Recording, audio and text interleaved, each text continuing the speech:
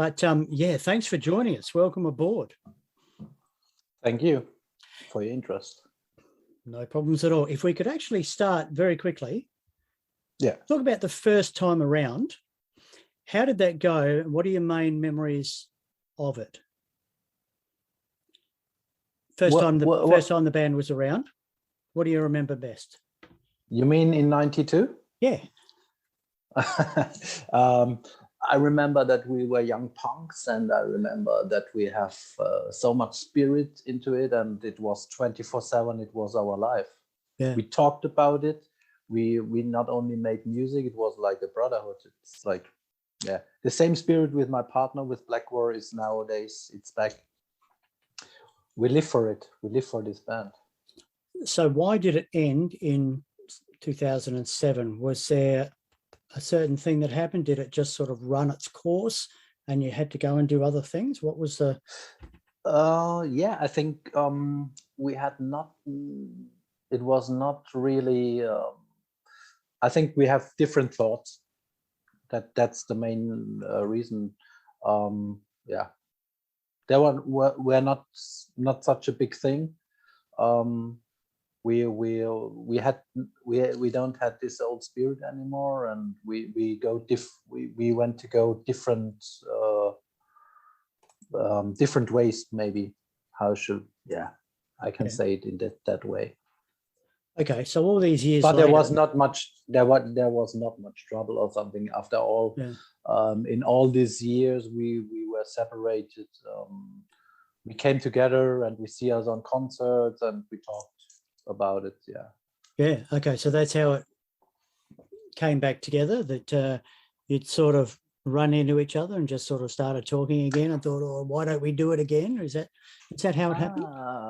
No, when we came together over different corners. It was the 23rd of December in 2020. Yeah. So it was one day before Christmas Eve, and we talked about Mystic Circle, and we talked about how it should sound today, or how it sounds today.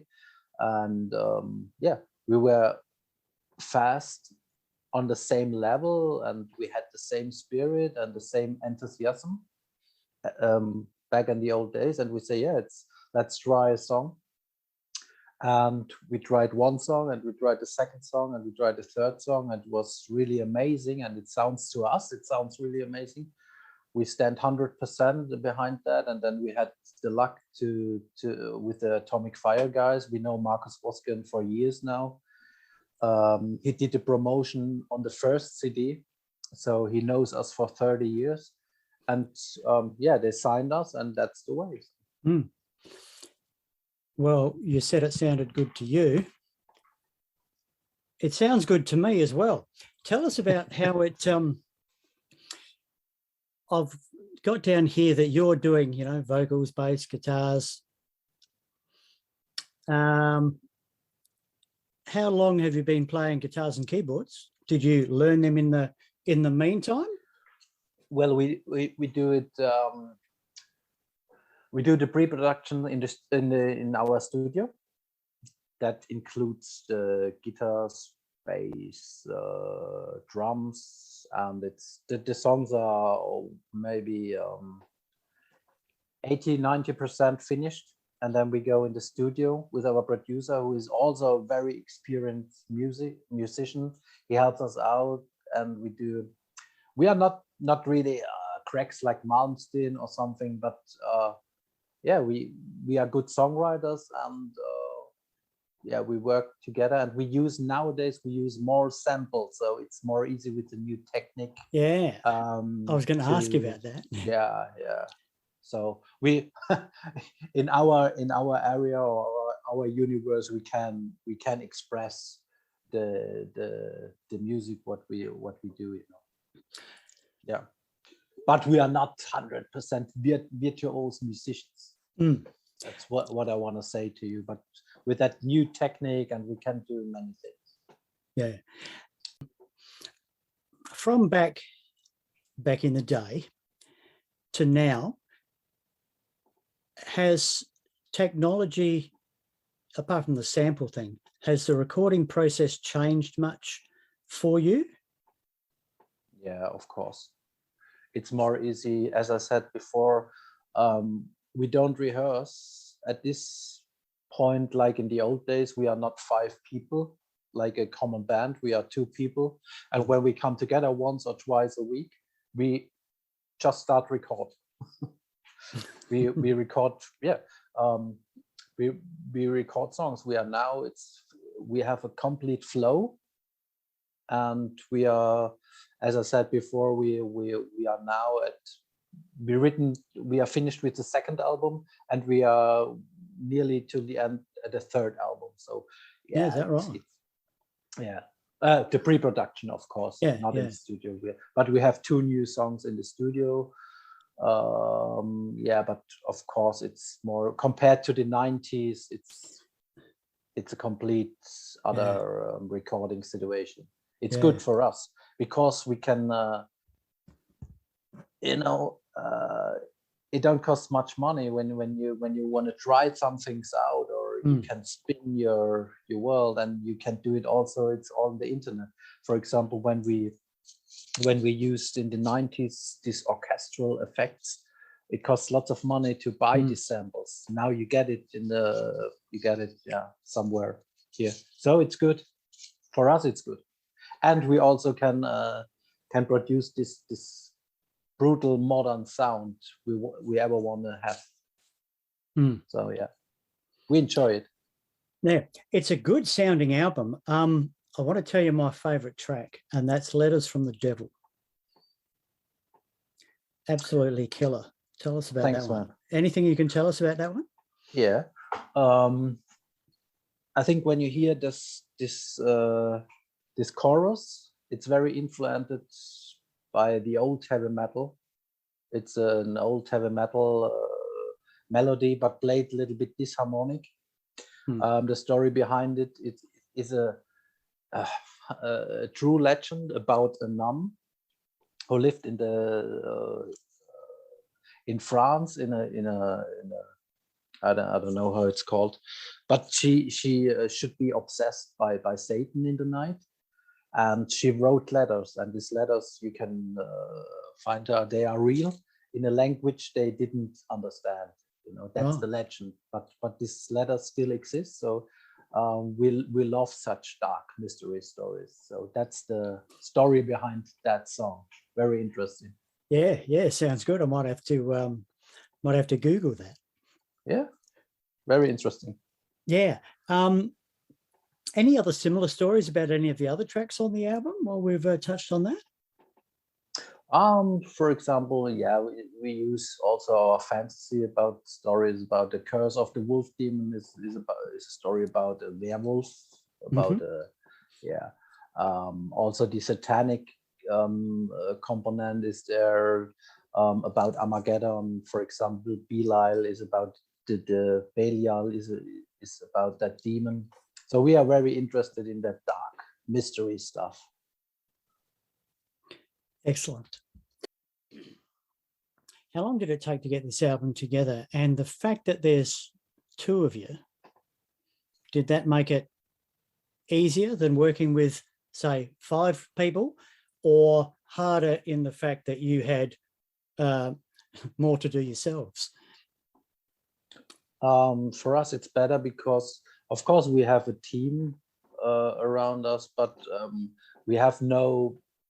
we can do what we want. We are on the same level, and that's good. You don't have a guitar player who said, no, I don't want this, I want that. Bloody guitarists. Yeah, or drummer or something. Yeah, no, we enjoy it.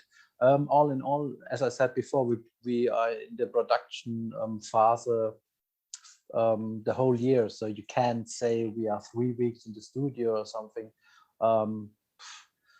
We go once.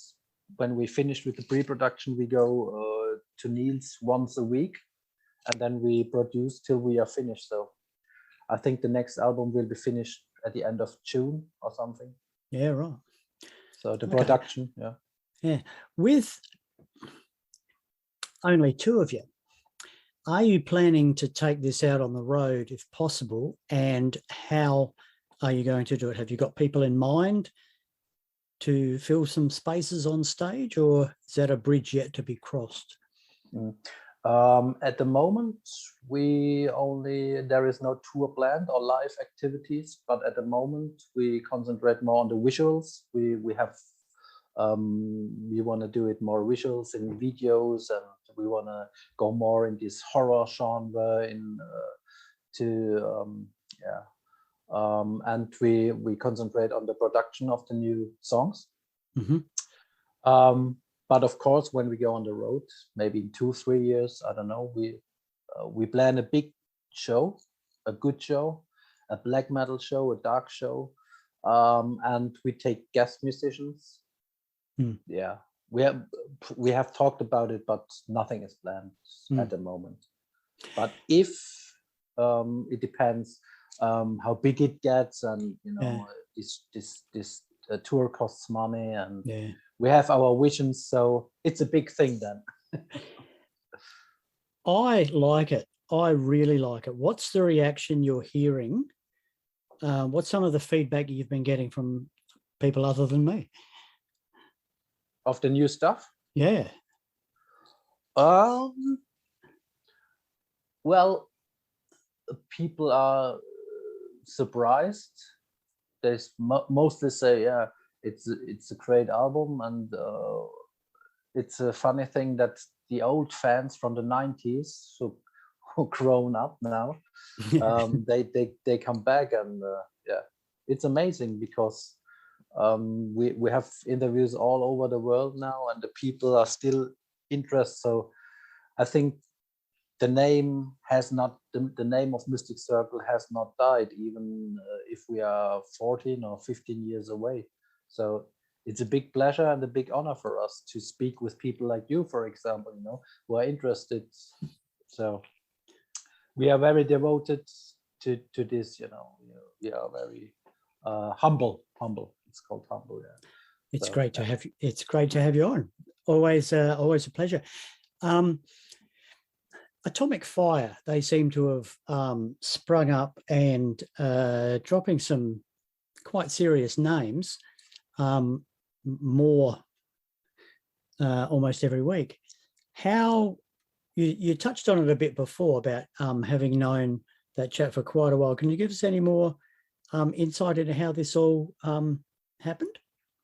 Yeah, as I said before, Marcus Woskian, the owner of Atomic Fire, he knows us for such a long time, and I sent it to him. I sent him 3 songs, and all the other guys seem to like it, and they say, we try it. We do this album, and I can tell you these are amazing people.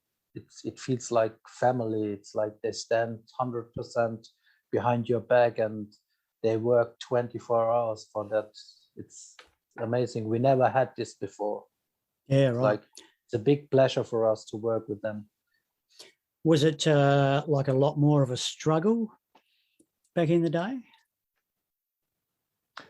Yeah, I mean, when you're on smaller record companies, you don't have this net, this worldwide net, this big net, and maybe there are, I don't want to talk too much about this, but it's a complete other world to work with this. I mean, these guys are the best guys in the scene, or one of the best promoters and one of the best guys. They quit Nuclear Blast, and Nuclear Blast is, as you know, one of the biggest record companies in the world for this extreme music. So they know what they do, and it's easy, and it's a big pleasure to work with them, because it's every day it feels like family. That's necessary for us. Yeah, okay, excellent.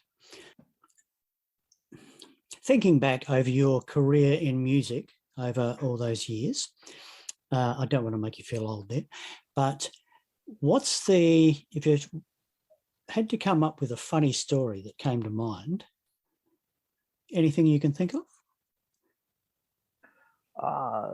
Funniest story, not so much, but I can tell you a big surprise I had, because in the older days, back in 2000, you know this, I don't know how it's called. It was no email, there was a fax. Yeah. You know fax, Yeah, this old. Yeah. And I was in my Mystic Circle office and I get this fax and they said, are you ready to play Metal 2000 with Iron Maiden because Entombed quit, or they didn't could play, you know? Mm. And I said, what the fuck? Yes. Okay. Yes, we do it. So that's one of the 1,000 stories, you know, I can tell you. We toured with bands like D-Side, Marduk. We did this whole festivals, but there were so much stories. Yeah, but I don't want to go into this intern stuff because I don't talk about other colleagues or something. Okay. But there were so much experiences we did. Yes, what's the best way to get the album? Is getting it off the band's website, the way through the label itself? What's the best way to get the album? To get a physical copy? Some people still like to have a physical copy rather than streaming it. So where would they do that? I think the Atomic Fire shop is worldwide. Maybe you can do this link. I don't have the link now, but when you Google Atomic Fire Records, you go on the shop and they have everything of Mystic Circle in there. I can confirm that they do. Yeah. And there's even an Australian page. Yeah, and they have also special items of Mystic Circle. Yeah. So yeah. Very cool. It can be done. Isn't the internet wonderful when it's used properly? Yeah, of course. Yeah. And they are very, very fast and professional. Cool guys who work with them. Yeah. Excellent. Nothing else you wanted to touch on? I think you covered the whole thing, huh? I hope so. Yeah. It was a pleasure for me. You're a cool guy. Thank you. Thank you very much. Oh, one thing I have to ask you whenever I do an interview like this, it's very important to be heavy metal about it. So what I would like you to do, if you could, is get the horns. Yes. Come on, horns up in the camera, please. Smile. I don't smile, growl. Excellent. Thank you so much. Hey, thanks so much for having a chat to me. Great album. I really like it. Best of luck with that. And best of luck with the future albums, and hope you can get out on the road someday and blow some people away. Hopefully we can go to Australia maybe someday. Come on down. Come on down. It would be a pleasure for us. In your winter, come on down here. Yeah. Hey, we will. Yeah. Hey, thanks a lot, mate. You have a great day. Thanks. You too, mate. See you. Bye-bye. Bye.